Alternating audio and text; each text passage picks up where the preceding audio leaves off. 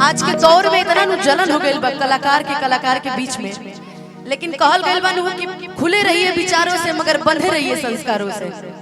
केहू हमके ना पूछे हमके कोनो दिक्कत नहीं थी, लेकिन हम सबके पूछिला कि के कहाँ बा ठीक बा आइल बाटे तो स्वागत अभिनंदन बा, बाकी बंधे रहिए और खुले भी रहिए। ताई ज्यादा समय ना लेते हुए केहू के नाम छूट गई तो बुलवा ले भाई, ऐसा कोनो बात देखिए, लेकिन हमके नहीं के बुझाती केहू के नाम छूटल सबके ऊपर। तोरा के का कहले दीपक भैया कि ते संस्कार हीन हो गइल बड़े बड़का बड़का स्टार लोग के साथे।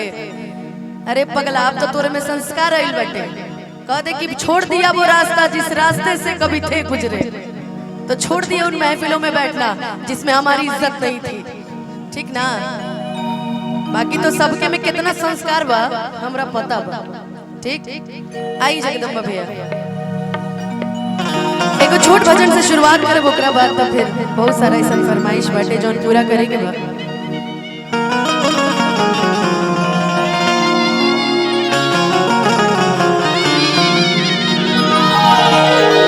देख कर राम जी को झलक नंदनी, देख कर राम जी को झलक नंदनी, बाग में वो खड़ी रह गई, राम दे सिया राम को, राम दे सिया राम को, चारों अखियां लड़ी रह गई, देख कर राम जी को झलक नंदनी, देख कर राम जी को आजू मिथिला नगरिया निहाल सखिया, आजू मिथिला नगरिया निहाल सखिया, चारों दुनिया में बरकत सखिया, चारों दुनिया में बरकत सखिया, आजू मिथिला। भैया भैया भैया जितना फायर करे करो, जितना दारू पिए पे आचार सही जगह में कहीं भोर रखल जाई, भतीजा के रिक्शा में मनी हां जौन प्रशासन होई देखल जाई, जौन फायर करे एकरा के मत चढ़िया मर दे, हमर नीसू भाई के इज्जत है कि सब मत चढ़िया। आइए दूल्हे भैया है भाई, एक बार जोरदार ताली बजा दीजिए प्रियांशु जी के लिए। ले है पुरस्कार ले ले, धन्यवाद। बोली में टान तो बढ़िया बात है भाई। आई ए चलिए चालू चढ़िया भाई।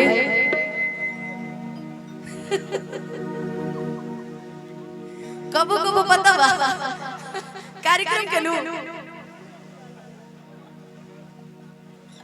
मगर ठीक बाटे। आइए भाई कि आज मिथिला नगरिया निहाल सखिया, आज मिथिला नगरिया निहाल सखिया, चारों दुनिया में बरकत सखिया, चारों दुनिया में बरकत सखिया, देख कर राम जी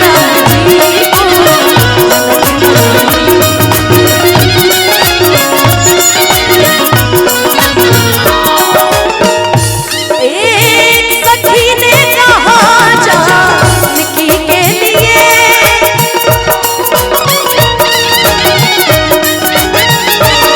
रच लिया है विधाता ने छोड़ी सुकर,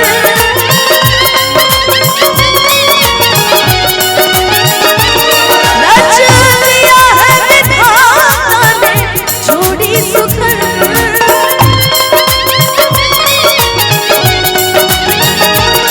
हमने के बीच में बड़ भैया विनोद यादव जी बैठल बनी, बहुत नाम सुननी है भैया के, बहुत सारा प्यार बहुत सारा आशीर्वाद सबका मिल रहल बा।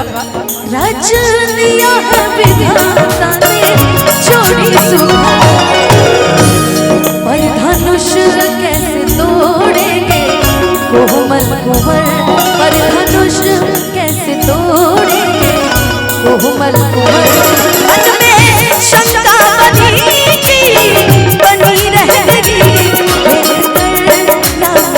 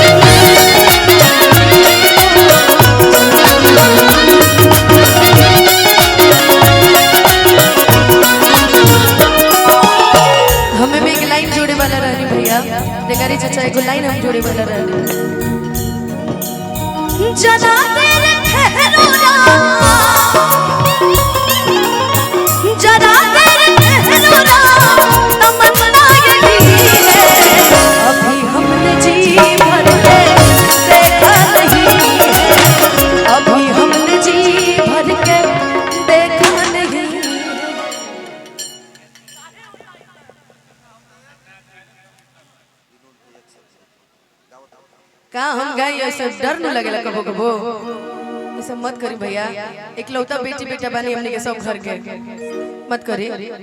हाँ भाई बतावे के पड़ेला नु विकी भैया की तरफ से बहुत आशीर्वाद। अभी हमने जी भर के देखा नहीं है, अभी हमने जी भर के देखा नहीं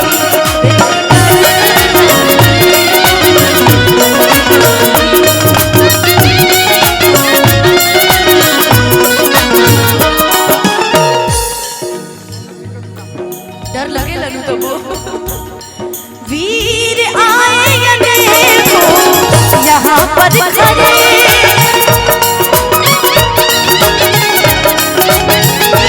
वीर आए देखो यहाँ पर खड़े,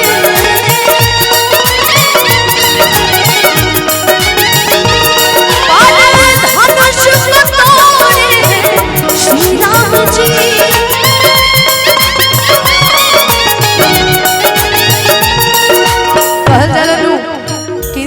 धरती पर चाहे जहाँ घूम ले, अमेरिका घूम ले, लंदन घूम ले, बैंकॉक घूम ले, आरा, शाहपुर, गोरखपुर, नवादा, गया कहीं घूम ले, बाकी बियाह शादी वही होकेला जहाँ प्रभु जी लिख के भेजे, कहीं लुढ़कत रह कोनो दिक्कत नहीं। पर धनुष कटोरे श्री राम जी,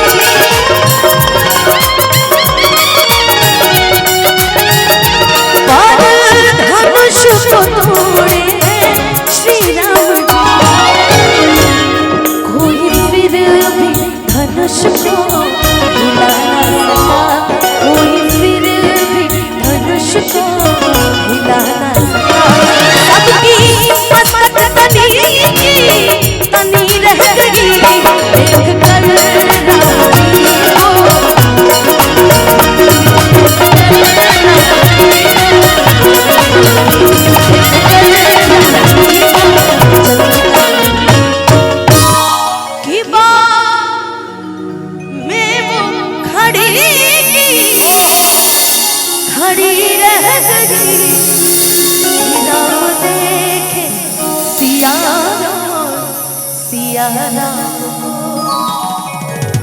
अनुपमा जी हेलो, थोड़ा सा आप हमारे